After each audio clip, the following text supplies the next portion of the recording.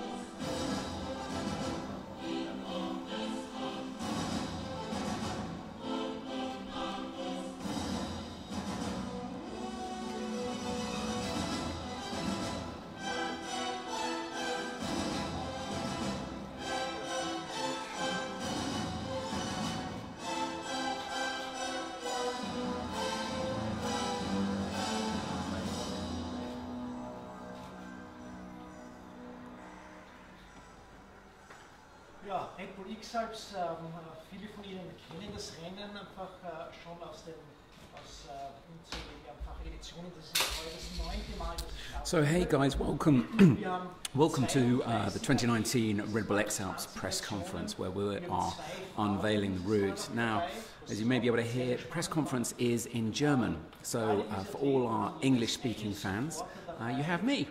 And I will be giving through a little bit of a running commentary as we go through the press conference, unveiling the route, and then afterwards we'll let the interviews with the athletes run through in German for all our German-speaking fans, because we will then have the opportunity to catch up with them later and do some interviews in English. So at the moment we've got Ulrich Grill, who is the race co-founder, standing up, and he's just giving a little bit of an introduction to this year's race. And it's going to be an extraordinary race this year. We've got 32 athletes, 2 women, very exciting and a part of the lineup. And it's taking place this June, which is much earlier than usual. So that could pose some interesting questions for how the race pans out. Und so auch aktiv sind. Wir haben 5 Disziplinen: Hiken, dann fehlt das Laufen noch, dann Trailrunning, Bergsteigen und das Paragliden. Jetzt sind natürlich, das sind so 2 Bereiche, aber einerseits haben wir diese Ausdauersportarten und andererseits haben wir das Paragliden. Und wir sagen immer so, dass die Ausdauerdisziplinen. So we've got a couple of athletes who are present. We've got Kriegel Maurer, all the way from Switzerland, and Paul Guschelbauer as well is here. So if you have any questions that you would like me to ask them, pop them in a comment. I also just clocked Simon Oberauner, so he's here as well, and hopefully we'll try and catch up with those guys afterwards. Ulrich here is just giving a little welcome chat, thanking all the sponsors, all the many sponsors and partners who make this race possible. And very shortly we will be actually, if you can see where the route is just behind where he is, and we will literally peel away that cover to reveal exactly all the turn points this year, where they're going, and more importantly to hear the race director Christoph Weber and Jürgen talk through the route. Ich möchte kurz vorstellen den Christoph Weber, den Race Director, den Jürgen Dietrich, das ist der Safety Director, und dann haben wir einfach den Paul Guschelbauer, auch schon vielfacher Teilnehmer, und den Kriegel, 5-facher Champion, wie immer heißt, es gibt den Kriegel zu schlagen. Und alle stehen danach bereit eben auch für Many of you may have seen already, we've been dropping some big hints on social media over the last few days. This year we've got 13 turn points. If you think last time around in 2017 there were just 7, so that's already a big difference. And we'll be talking the ramifications of that a little bit later on, and how that might affect the race, especially when we know where those turn points are. There will also be a prologue this year, but it's not in Fougères am See. We'll be coming to that. That's an important part of the race.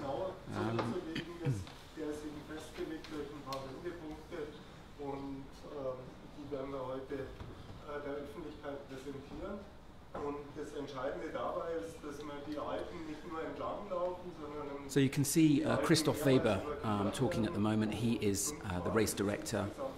He's the guy who plots the route in partnership with the whole of the race committee. And one of the things he's saying is how the route this year is quite interesting because it crosses or involves 5 crossings of the main chain of the Alps, both north to south, south to north, and east to west. So that could be very epic this year. But of course, bad weather, it means a lot of hiking. And some of the hiking this year, it's not hiking, it's climbing. It's proper high mountain stuff. And I think that is a new element to this 2019 race course. It's going to be some proper mountaineering up high in the high mountains. Very exciting. A lot of what's also quite interesting is that a lot of the turn points this year are on the ground. They're signboards. It's something that not all the athletes are going to be happy with. They never like coming into land when they're flying up in the air. Why would you? Except, of course, it's a great opportunity to meet the fans. And as one former pilot told me a couple of days ago, you know, the best thermal of all for a Red Bull X-Alps athlete is the lift that you get from fans, especially towards the end of the race. So a lot of those turn points. I did actually write it down. Well, yeah, we've got 8 of the 13 turn points. So if we eliminate the first 2 turn points, because that's basically right at the start, so there are 11 mid-race turn points, 8 of which are signboards. So many more opportunities for fans to follow the race this year, and be there, be present. So if you're tuning in, get your diary out, start mapping out some days where you can follow the race. Lots of opportunities to catch the athletes this year, not just at Salzburg or the finish in Monaco. Going to be plenty of places. So Ulrich now is going through the prologue, which this year is in Wagrain, excuse me. So it's similar format to last time around. 3 turn points. It's got a vertical climb of about 800 meters, and the distance is 23 kilometers. What's important for the prologue for the athletes is there's absolutely everything to play for. Each of the 3 athletes get a night pass. So that will mean they go into the race with 2 night passes that they can deploy, which allows them to hike through the night and avoid the mandatory rest stop, and that can make a crucial difference, particularly towards the end of the race. If you remember Benoit Huter's last time around, pulling his night pass and basically running to Monaco through the plains, the plains of Italy. But also, it affects the start on day 2. So there's a staggered start on day 2, and you will begin however many minutes you finished behind the winner on the prologue. So the winner starts, and then there'll be a running order. So if you finished an hour behind the prologue winner, you will start day 2 an hour behind the winner. So there's a lot to play for. And it also promises to be an exciting place for fans again to follow the race. It's in Wagrain, Kleinal. really cool Austrian resort just south of Salzburg, and it's probably the only time in the race where you'll get to see so many athletes all in one place. It's a wonderful experience to see them all coming into land, charging through, running off, and catch up with them afterwards. So it's super exciting, and that is on the 13th of June, so make sure you put that in your diaries. 13th of June for the Prologue in Wagrain. Kommt der Zeitpunkt, wo wir einfach die Route einfach vorstellen wollen. Ich würde euch beiden auch einladen, Jürgen und Christoph, uns ein bisschen durch die Route durchzuführen. Und ja, das ist jetzt der spannende Moment. Die Route 2019, 9. Edition. So it looks like we're about to unveil the route. It is happening now. Here we go. Ta-da! Das ist sie, die Route. X-Alps Salzburg zu Monaco 2019. Kurz einmal schauen. So let me talk through the route, because you may not be able to see it if you're watching it like me on a screen. The first thing to observe is just how many more turn points there are. This year, as I said earlier, there are 13 turn points. Compare that to the 7 that we had in last edition. And that can affect the race in a number of different ways. One thing is it will force athletes to stick to similar routes. You're going to see less divergence. It probably won't favour an athlete, for example, like Nick Neenans, who likes to go a little bit freestyle, plot his own route. You're not going to see so much of that. I think you'll see more athletes following similar racing lines across the Alps. But on the flip side, you're going to see a lot more tactics and a lot more kind of overtaking and fierce competition in those aerial super highways. And yeah, if you look at these, if you look at where the turn points are, and if you're familiar with the paragliding routes in the Alps, there are a lot of the classic lines of the Alps that this race follows. I mean, if you just look at the Austrian part of the route follows almost similar to what it did in previous years, going up to Aschau, Chiemsee, or possibly over south of Berchtesgaden Alps, Hochkönig, cross the Hohe Tauern by Großglockner. This will all be familiar, but these are classic, some great flying routes. And then you'll see as the athletes, when they head west from Lermoos, they'll follow some of the classic the lines there, the aerial superhighways, like the Upper Rhine, the Upper Rhone valleys. And then the really exciting thing, what's new this year, is take a look, if you can, at the picture of southern France and western Italy. We've got 3 turn points there. We've got, after Mont Blanc, you've got Saint-Hilaire, which was a turn point in 2013.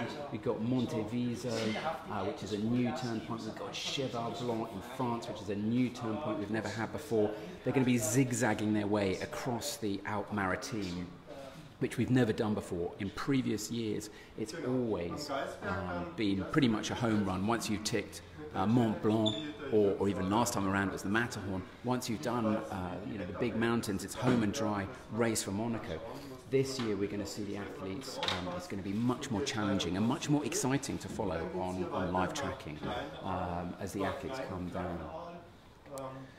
So, I think Christoph now is talking through a little bit more detail about the start. Like in previous years, almost every year the race has started in Salzburg. It hasn't always started in Salzburg. In the first couple of editions it started on the summit slopes of the Dachstein mountain. But like in previous years, in the last few years, it will start at Mozartplatz in Salzburg. And from there head up to the Geisberg. Now athletes will be hoping that the Geisberg is nothing like how it was in 2017, where it was pouring with rain, it was windy, it was really horrendous conditions, and which affected the whole of the race. There were many athletes who just went too hard, picked up little stress injuries. Also the cold, there was one athlete who pulled out with a cold weather injury. His feet got cold and got really badly affected. But obviously, if you're someone like Thomas Coquenard, happy days if it's bad weather, because last time around he just ran the first 100 kilometres straight down. This year they won't have quite so far to cover. It's just 54 kilometres back to Wagrain which will actually be the second turn point. So not far at all. If it's good flying conditions, we'll see them take off from the Geisberg in the afternoon and tag Wagrain very, very quickly. And from there it heads back northwest up towards Aschau-Chiemsee, which has been a turn point in the last two editions of the race, 2015 and 2017. If you're a fan and thinking of following the race, Aschau-Chiemsee is one of the best spots to base yourself. Last time around there was an awesome party there when Kriegel came through and flew over the Kampenwand. It was so exciting. It was a great atmosphere, big party that kind of went on most of the night and most of the next day as well, as athletes all charged through. So really cool place. That's great that that's now back in the race. Now, if you remember in 2017, the route from Aschau-Chiemsee went due west. Well, this year it's heading south. It's crossing the Alps, the high Alps, for the first time. The main chain, so they head straight to Kronplatz in Italy, in the Tyrol.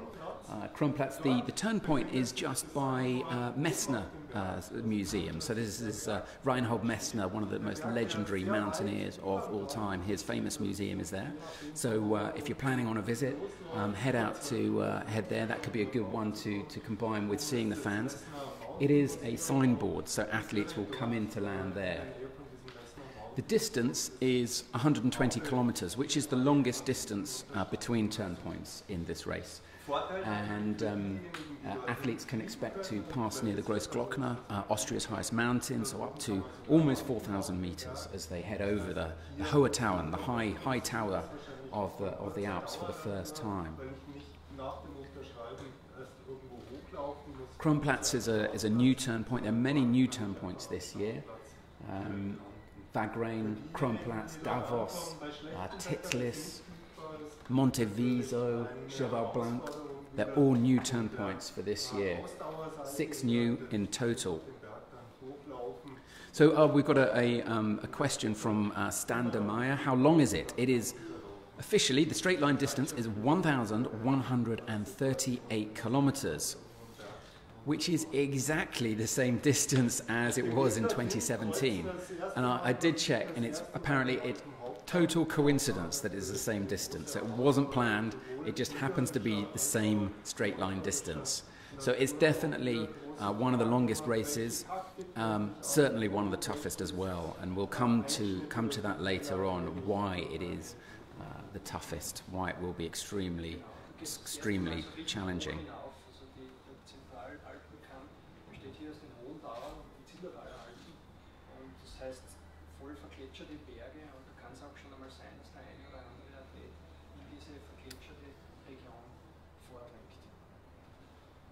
Vom Kronplatz geht es dann nach Lermoos, die Tiroler Zugspitze Arena. Auch da steht wieder ein Signboard unten im Tal. So everything, of course, depends on the weather, and it will be very interesting to know what is going on in June. It could be very raining, or there could equally be still lots of snow across the Alps, which could affect things. The other thing to think about is previously we would announce the route in March, and that would give the athletes almost 4 months to prepare for the race. They would have most of June to recce the route, to go and fly as many different places as possible, and that is now denied. Now, of course, anyone from outside of Europe, that's not they'll probably say that's a good thing. The less time that the Euros have to get an advantage, probably the better. So it means that really you've only got kind of April, May to recce the route in the air. So I think we'll see more athletes flying blind, as it were. There won't be so many opportunities to really kind of get to know the route, unless, of course, it goes straight over your house, as in the case of Kriegel Maurer. We'll come to that in a second, but we'll see that the route flies very much in his home hood of Switzerland, around Interlaken.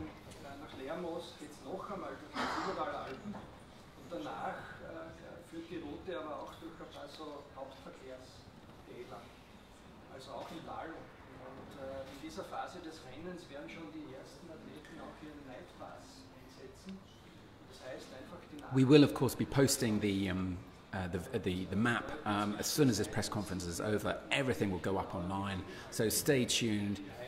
Follow up on, it'll be on Facebook, also on our social channels, and also on the .com. So appreciate that at the moment you can't see the map in detail, but it will be going live very, very shortly. As soon as this press conference is done, you'll get a chance to have a look at it for yourselves.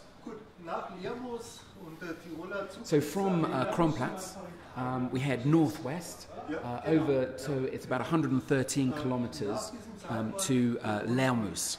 And for some of the athletes from 2017, and it's about a 50-50 split. There are only, let me just double check, there were 15 rookies and 17 athletes, 17 veterans. So it's a kind of 50-50 split, more or less.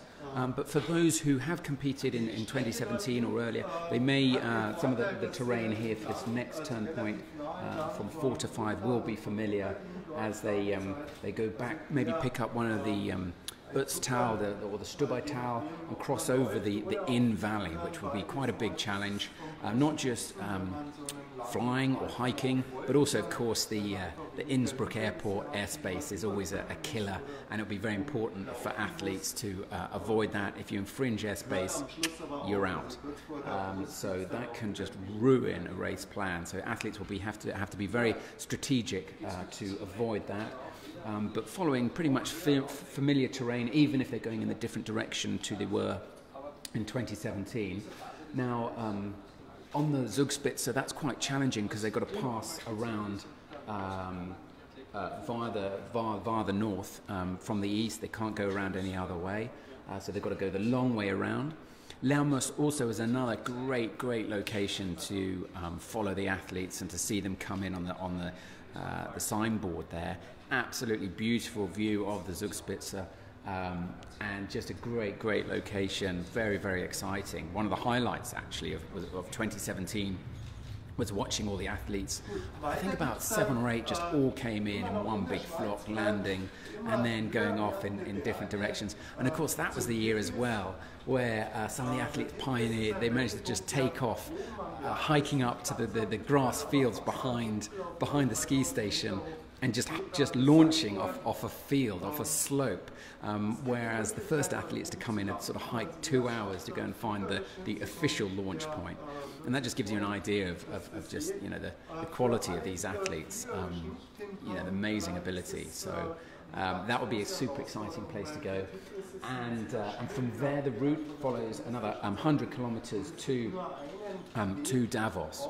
Now I was talking to a former athlete yesterday who took part back in 2007, and he reckons that from Lermoos, if it's good flying conditions, we will see a very fast race, because you're following obvious flying lines, popular paragliding routes across the air, the so-called aerial superhighways, the aerial autobahns, whatever you want to call them, and it's pretty obvious, sticking to mostly the northern Alps as they head west to Davos, Switzerland, and then on to Titlis, and at Titlis is where it gets really exciting.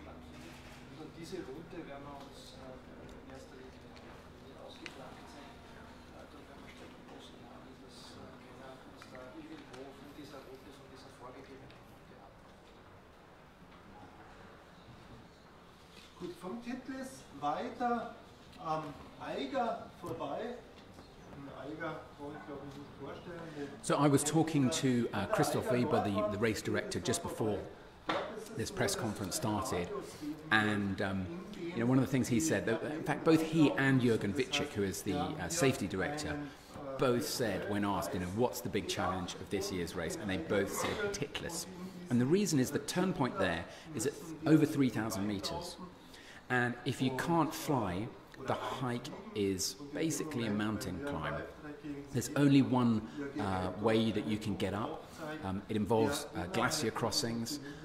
It's steep, and it's just simply not possible to climb to the area through any other way. I mean, it's not even climbable, Christoph was saying. So that is very, very challenging. And the other thing is, if they do, they get up there, and the weather's so bad that they can't launch, it's a nightmare, because they then got to hike back down. So that could be a real moment in the race. I think we could see, if the weather changes, if some athletes manage to get off and take off, and an athlete has to hike back down, that could be a real turning point in the race, a real game changer. So very interesting to watch what happens there. At this point, we're pretty much halfway in the route. We are 592 kilometers in, but with still 550 kilometers to go to Monaco. One thing to note at this year of these mountains, we head then onto the Eiger and to Mont Blanc. This basically is crossing over where Kriegel-Maurer is from. So I saw him very, very briefly just before the start, and he had a big smile on his face when I asked him if he was happy, and I think we can expect him to be extremely happy. In fact, we can expect the athletes to be very, very happy with this year's race, the route. It's going to be fast. It's going to be very, very exciting. What happens after? So the Eiger, it's great to see we got the Eiger back in. First time this turn point is back in since 2007. Very famous mountain. No other mountain really has the kind of history that the Eiger does, particularly for mountaineers. The great north face of the Eiger that was climbed 71 years ago.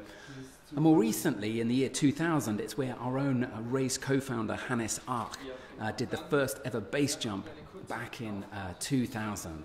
And Hannes co-founded the race 3 years later with Ulrich and in partnership with Red Bull. And tragically, Hannes died 3 years ago in a helicopter crash. But the race lives on in his memory, and I think he would approve of this route. Definitely one of the most challenging courses in the entire race history. He'd be very happy to see this race still going from strength to strength, and the athletes going faster.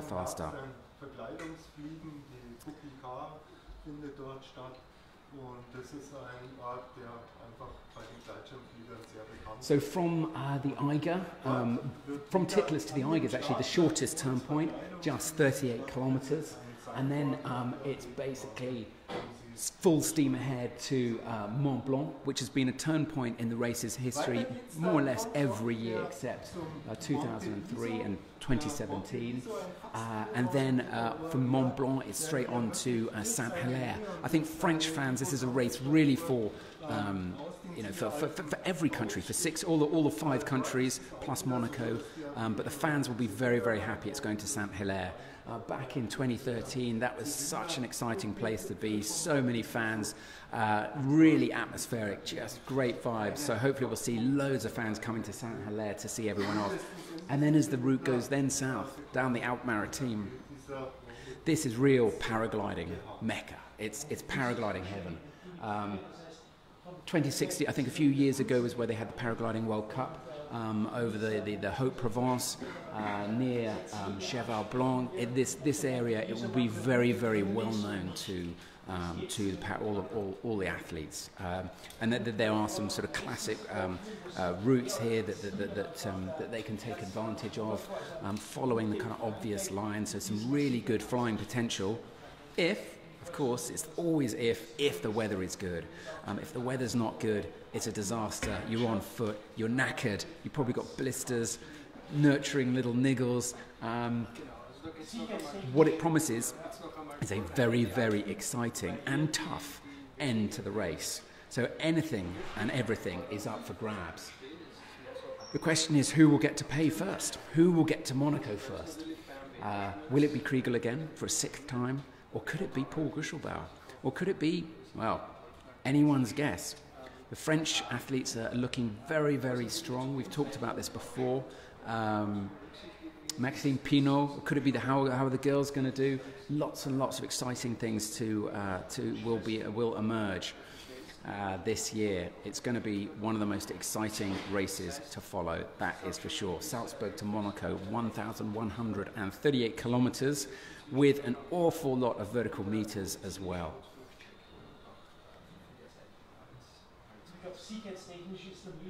So what do you think? Do you think, who are you rooting for? Tell us who you're rooting for. Tell us what you think of the route. Do you think Kriegel can win again?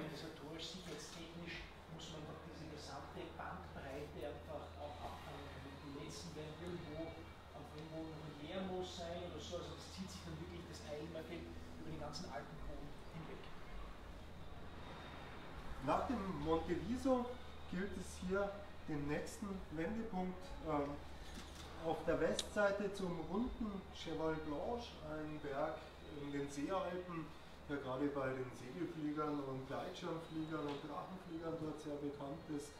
Also ein Berg. It's going to be interesting how these last turn points affect the race, because we've never had so many turn points right at the end. Before, it's always been, you know, from Mont Blanc, head basically, do your own thing. And we've seen, you know, athletes take wildly divergent routes. I remember, you know, a couple of editions ago, Paul Guschelbauer went completely off route, and well, not off route, but he didn't get the lift that he wanted, and then had to fight back. And there was a lot more choice for athletes. I don't think we're going to see athletes take so many different routes this year. Monteviso is also quite a challenging turn point. Talking to the race directors earlier, they have to pass. It's a cylinder, but it could be very, very challenging if they're on the ground. So and from there it's on to Cheval Blanc, Pay, and then the final jump to Monaco, where the finish line awaits. How many athletes will make it to Monaco this year? That is the question. If it's a fast race, we could see this 6-7 days. Tell us what you think. We've got a question here from Anne Smiley. Great route. Which turn point is the highest one? The highest one will almost certainly be is Titlis. So the turn point is at just over 3,000 meters. It's basically right up on the shoulder of the mountain there, of the ski resort.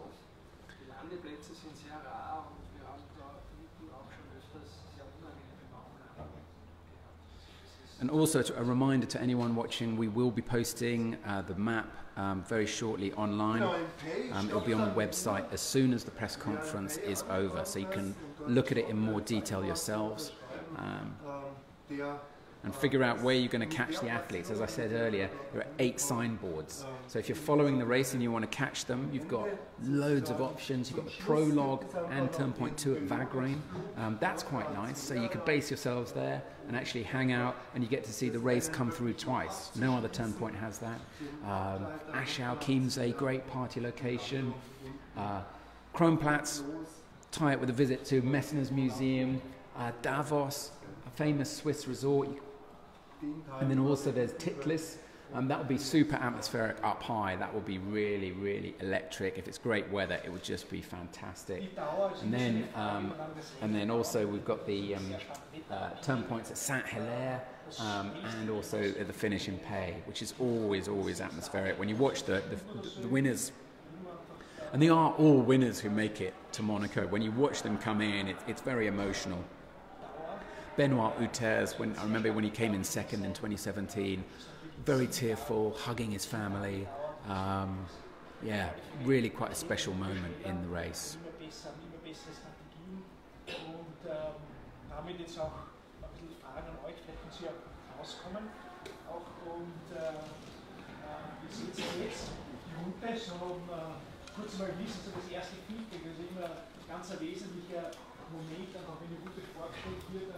So I think what we're going to move to now is a question and answer with guys, Paul and Kriegel. And what I'm going to do is let that run for any German speakers who I've been ruining their press conference. So we'll let that run and let them chat away. And then stay tuned, because we'll be coming back and we'll go and do some interviews in English with the athletes to get their thoughts. So thanks a lot for watching. I hope you enjoyed it. Check out the route. It'll be online shortly. And remember to tell us who you're rooting for and what you think about it. Thanks a lot. Austragung schon relativ gut. Ich war jedoch dort bei unterschiedlichen Wetter und das wird sicher dieses Jahr anders sein. Aber die große Frage ist eigentlich, wie macht man da den Schluss? Weil ehrlich gesagt, ja, Österreich relativ überschaubar, Schweiz, hat man das Gefühl, kennt man. Und das große Fragezeichen ist dann schon nach Saint-Hilaire, nach Mont Blanc, wo man, wie schon erwähnt, eigentlich nicht das gewohnte Umfeld hat. Die hohen Berge, so geht es mir, sind mir vertraut, das habe ich das Gefühl, das kann man irgendwie einschätzen und managen, aber gerade so das mit den Baumlandungen und den schwierigen Schluchten, das macht ein bisschen mehr Bauchschmerzen. Paul, ist es für dich einfach so von der Strecke, was glaubst du, wo sind die Knackpunkte, wo sind die Also ich finde es sehr spannend, dass es eben so lang wie seine Heimat geht wieder mal. Ich brauche einen Auswärtssieg, um ihn da zu schlagen. Aber ist vielleicht auch machbar mal. Und dann unten, ich finde das eigentlich ganz cool, da unten in Frankreich ist eigentlich bis auf für die Franzosen für die meisten Zeit immer eher was Unbekanntes. Immer in die Gegend, man fährt jetzt nicht so oft von hier hin. Und ich bin gespannt, wie man sich da überschlagt. An einem guten Tag kann man das wahrscheinlich an einem Tag fliegen. Da unten kann man auch sehr gut fliegen. Wie schaut jetzt bei euch so die Vorbereitung aus für die nächsten 3 Monate? So lange ist ja nicht mehr einfach Zeit, einfach bis zum Mai. Also morgen in 3 Monaten ist der Prologue. Also das geht schon langsam wirklich zur Sache.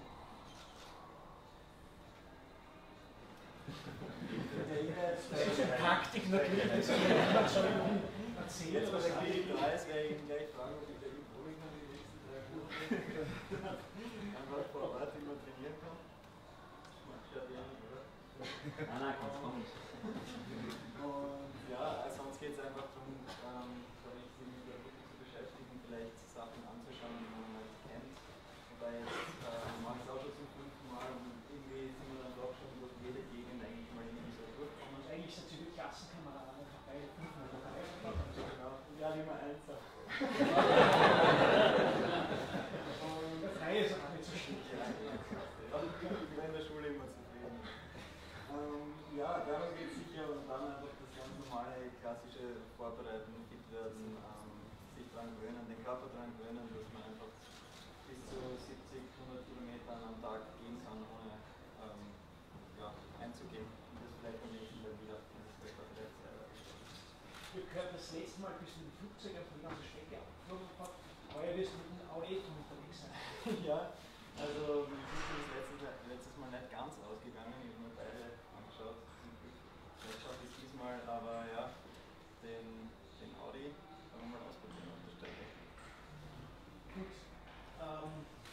Für euch noch einfach von der Geschwindigkeit her, vom Rennen, vom Verlauf her, wo es jetzt hier, dass es einfach schnell gehen wird, wo es einfach so, wo es langsam gehen wird, einfach gibt es auch noch ein paar Dinge, die ich sehe jetzt, wo einfach es diskutiert und wie gezeigt auf die Karte einfach. Ich glaube, die Zentralschweiz ist relativ flott unterwegs einfach, aber bei mir interessiert mich einen anderen Punkt einfach auch noch. Wir sind ja früher noch von Aschau direkt nach Lermus einfach, jetzt sind wir die letzten 2 Jahre, jetzt geht es aber quer, 2 Millionen Alpen. Also, denkt man, dort ist vielleicht etwas spannend auch noch. Spannendes Rennen, das für Kiel. Ja. Das mit der Geschwindigkeit ist so eine Sache. Ich habe jetzt mittlerweile ein paar statistische Fakten. Bei mir ist so der langjährige Schnitt 110 Kilometer pro Tag bei ganz unterschiedlichem Wetter. Wenn man das jetzt auf die Route überträgt,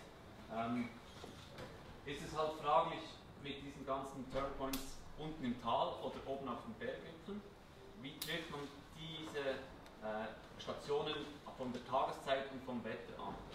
kann so sein, dass man am Abend sowieso im Tal ist und dann die Tafel gleich mitnehmen kann. Hey everyone, I'm back again. Just to say, if you've got any questions, send them over. We'll put them to Kriegel and Paul. And also a chance I might be able to answer some of the questions here. We've got a question here from Tom Payne. Hello Tom, I've lost it again. Asking about some of the turn points, and I've just lost the message. Here we go. Is there a radius around the Eiger and Mont Blanc? I've got the route map here. So around the Eiger, it's a radius of 1,500 meters around the Eiger, and Mont Blanc has to be turned to the north. That's the only guide there on the route information that I have.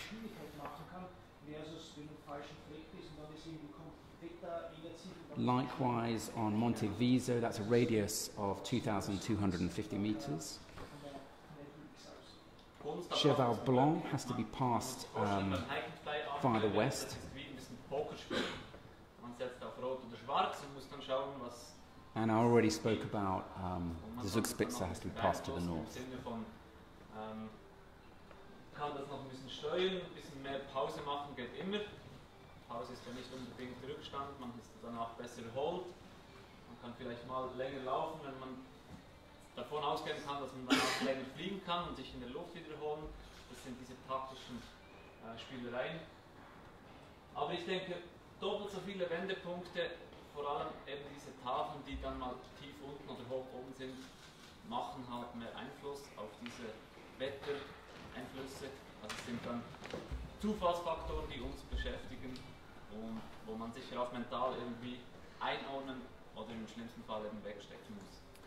So we've got a question here. Why no teams from the UK? Well, Brexit, of course. No, I'm just kidding. Simply the race is massively oversubscribed every year, and there just weren't the athletes from the UK. But let's hope that maybe 2021 get training. It would be great to see some more British athletes competing.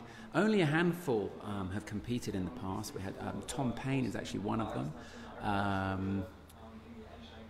Steve Nash. Yeah, so only a few British athletes. There's another one whose name escapes me at the minute. But it would be great to see more British athletes. So for any British pilots, adventurers listening to this, start training for 2021. Thanks, Rob, for that question. Getting some great questions here. I'll be asking about the weight.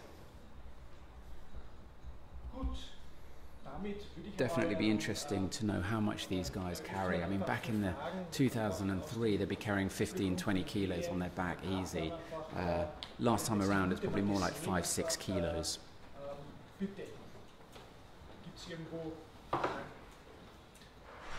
Ja, gibt es ja damit eine Idealroute quasi hinein, die ja vorher, ich glaube, das wäre im Idealfall ist genau so und mit ein paar Varianten da quasi, was macht wenn?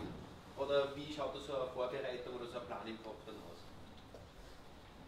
Für mich ist die Idealroute eigentlich nach Gelb. Ja. Wenn man davon ausgeht, dass man fliegen kann. Aber es gibt klar auch die Schlechtwettervarianten oder unterschiedliche Wetter-Windsituationen, wo man sich dann überlegt, was mache ich wenn.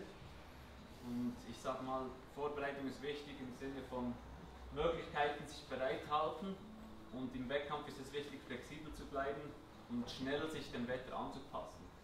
Und wenn man das besser im Kopf hat, besser vorbereitet hat, auch mit dem Team besprochen hat, Equipment dabei hat, dann kann man sich darauf eigentlich dann einstellen. Man sieht in der Vergangenheit der Unterschied zwischen Luftlinie und Praxis, das ist etwa das Doppelte, was wir zurücklegen mit Fliegen und Gehen, plus die Höhenmeter.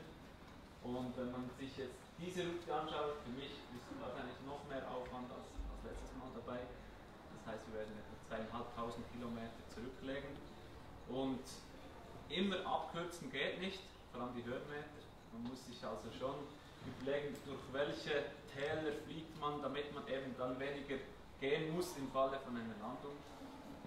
Auch von der Sicherheit her, dass man nicht einfach über einen Gletscher fliegt und dann plötzlich, ups, da steht und man kommt nicht weiter. Und so hat man sich wie in seinen Möglichkeiten Kenntnis eigentlich angewendet bis zum Start, und dann spielt man während dem Rennen eigentlich mit diesen Routenmöglichkeiten, bis man im Ziel ist. Mir geht's so.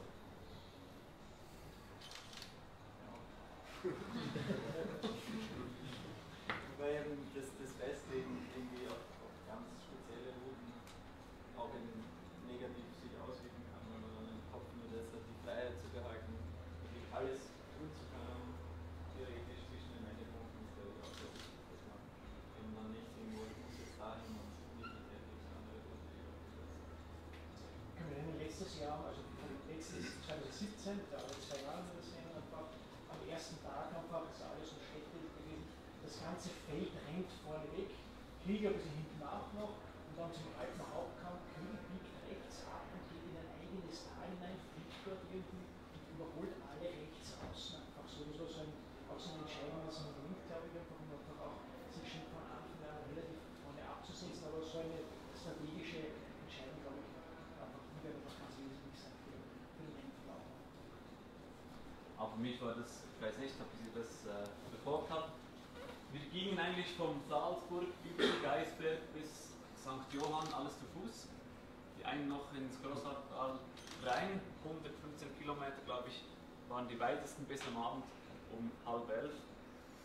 Ich wusste, dieses Tempo kann ich oder will ich nicht mithalten, weil ich mich sonst kaputt mache.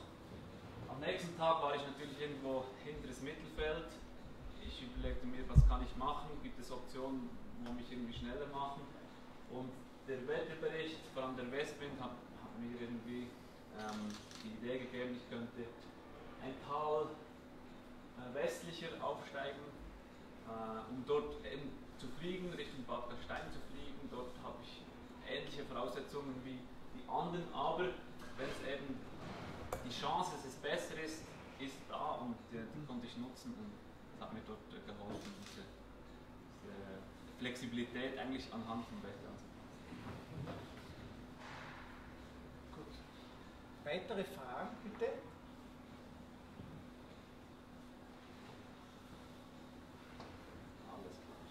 Ganz kurz zu dem, hast du das quasi, diese Variante schon auf deinem Zettel irgendwo gehabt, oder hast du das dann erst spontan entschieden, so geht's nicht?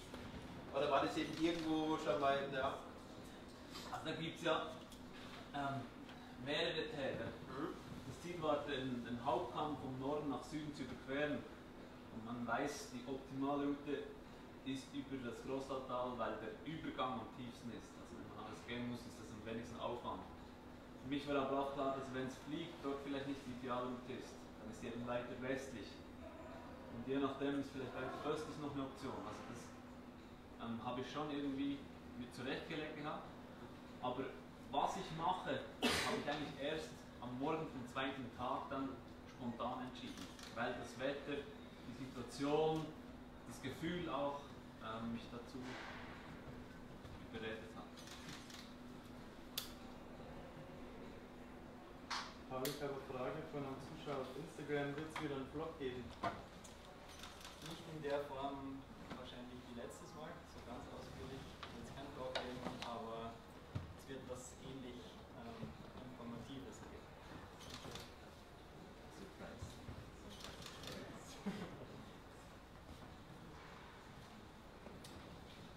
Sonst noch Fragen? Oder soweit alles klar? Ich hätte noch eine Frage, die mich interessiert und immer fasziniert, weil es einfach bis zu 12 Tage unterwegs ist meistens bis zum Ziel, ist einfach die doppelte Strecke unterwegs. In den 2003, wie wir das Rennen gestartet haben, einfach hat so die Ausrüstung 20, 25 Kilo gewogen einfach. Wo liegen wir jetzt einfach? Man muss das Ding also doch einfach von Salzburg bis nach Monaco einfach mitschleppen.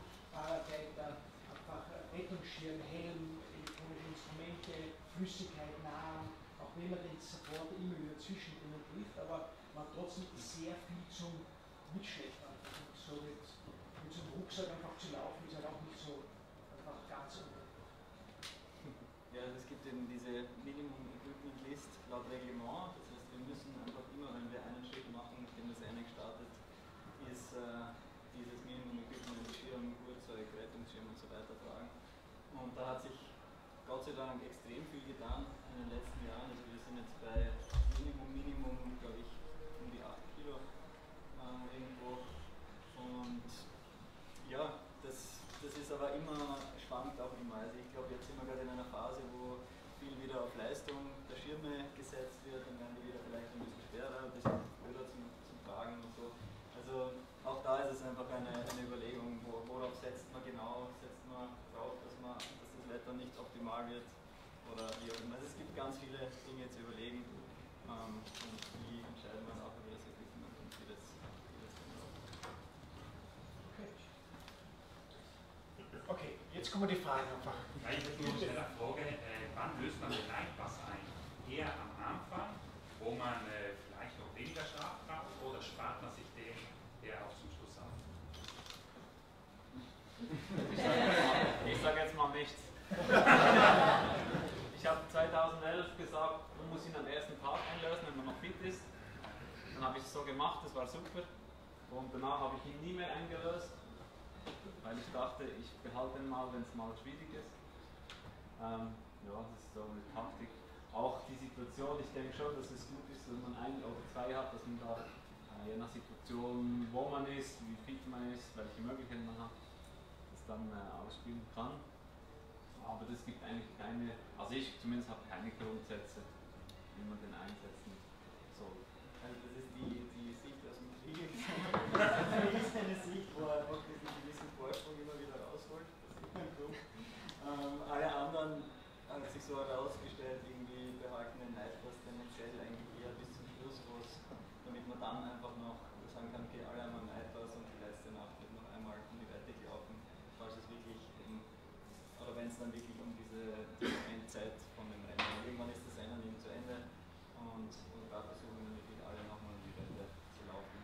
Also so, glaube ich, hat sich inzwischen herausgestellt, dass es eigentlich taugt. Außer man ist eben 2 Tage gefahren und braucht.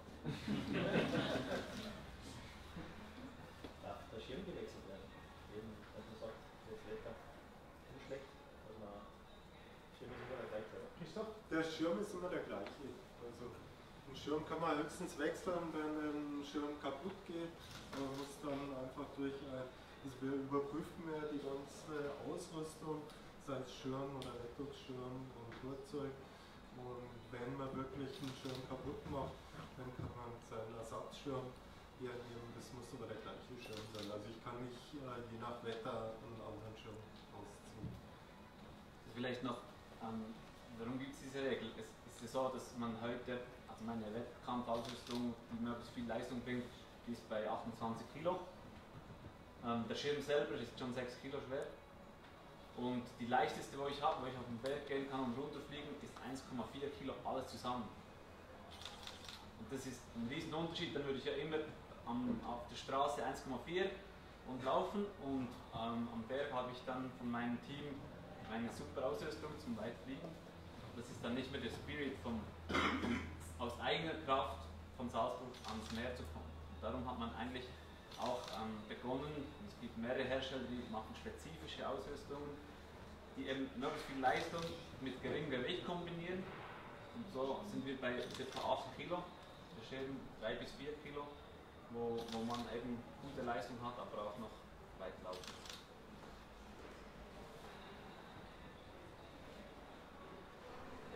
Gut, dann würde ich einmal sagen, jetzt sind dann noch alle individuellen Fragen stehen Sie zur Verfügung.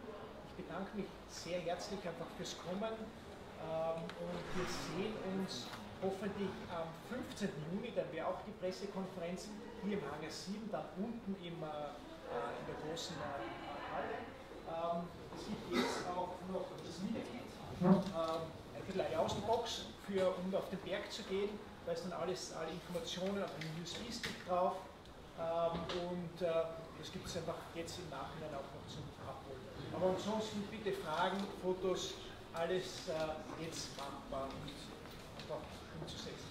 Dankeschön, ich bedanke mich und wir sehen uns in 3 Monaten.